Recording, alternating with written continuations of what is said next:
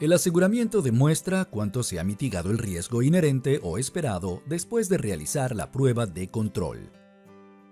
Proporciona una vista basada en datos de la eficacia del tratamiento del riesgo en su organización y debe considerarse dentro del contexto de propensión al riesgo de su organización. Por ejemplo, según sea su propensión al riesgo, el 40% de aseguramiento puede ser aceptable o alarmante. Ahora que comprende lo que es el aseguramiento, veamos qué se necesita para comenzar a aprovechar el aseguramiento, cómo se calcula y cómo se reporta. Antes de probar los controles y comenzar a aprovechar el aseguramiento, hay 4 cosas que debe configurar. Primero, asegúrese de que el proyecto en el que trabaja tenga habilitado el aseguramiento en la configuración del proyecto. Luego, evalúe todos los riesgos. 2 factores comunes de calificación son el impacto y la probabilidad, pero su organización puede usar otros, como la velocidad. Tercero, asocie los riesgos con los controles que los mitigan. Por último, no olvide asignar ponderaciones de control. Considere la implementación de una escala de 3 puntos o 5 puntos para aplicar la misma medida a todas las ponderaciones, sin importar quién las asigna. Por ejemplo, a los controles críticos o claves se les puede asignar 100%, a los controles importantes 67% y a los controles que es bueno tener 33%. Para calcular el aseguramiento, primero debe determinar la calificación de riesgo inherente y la calificación de riesgo residual. La calificación de riesgo inherente representa el riesgo que existe antes de aplicar y probar los controles y se calcula a partir de su evaluación del riesgo. Es la probabilidad por el impacto. En este caso, nuestro riesgo está evaluado como probabilidad media e impacto medio en una escala de 3 puntos.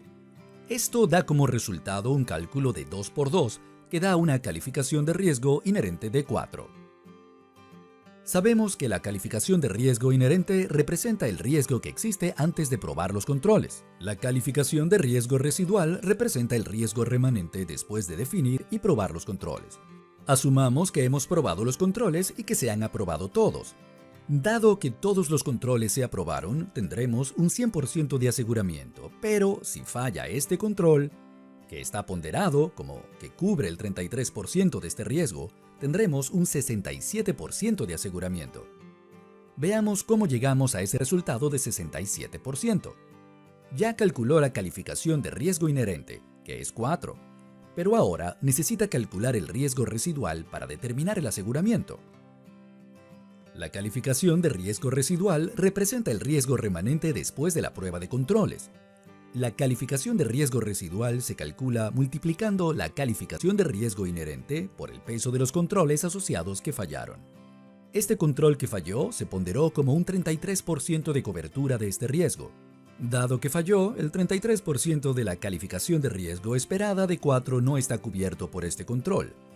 El resto de los controles están funcionando correctamente, por eso, después de la prueba de control, la calificación de riesgo residual o cantidad de riesgo remanente es 1.3. Pero la calificación de riesgo residual no significa mucho hasta que se pone en el contexto del riesgo inicialmente esperado o, en otras palabras, la calificación de riesgo inherente. Lo que queremos saber es qué porcentaje del riesgo esperado está cubierto o en qué tenemos aseguramiento. El aseguramiento expresa el riesgo remanente en relación con el riesgo esperado. Dicho de otra forma, es la calificación de riesgo inherente menos la calificación de riesgo residual dividida entre la calificación de riesgo inherente.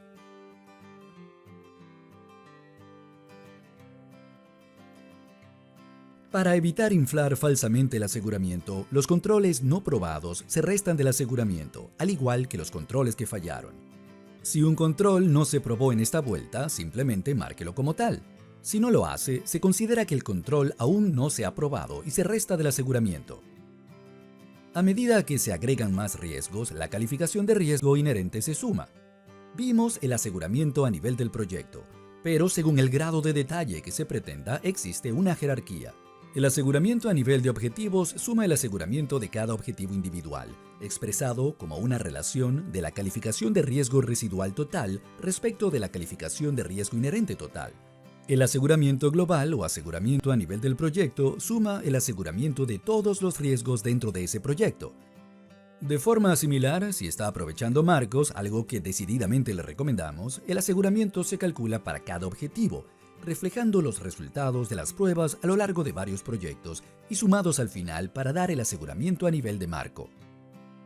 Si usó un enfoque descendente y está gestionando los riesgos estratégicos y la estrategia de la organización, el aseguramiento se suma hasta los objetivos estratégicos. Y usted tiene una vista basada en datos del aseguramiento que tiene su organización sobre el logro de esos objetivos estratégicos. Resumamos los puntos que debe recordar. Primero, no omita la configuración. Habilite el aseguramiento, evalúe sus riesgos y asócielos con los controles para mitigarlos. Adopte una convención o escala cuando asigne peso a los controles y recuerde que el aseguramiento demuestra la eficacia de la mitigación de riesgos después de realizar la prueba de control. Ahora sabe exactamente lo que es el aseguramiento, lo que necesita para comenzar a aprovecharlo, cómo se calcula y cómo reportarlo.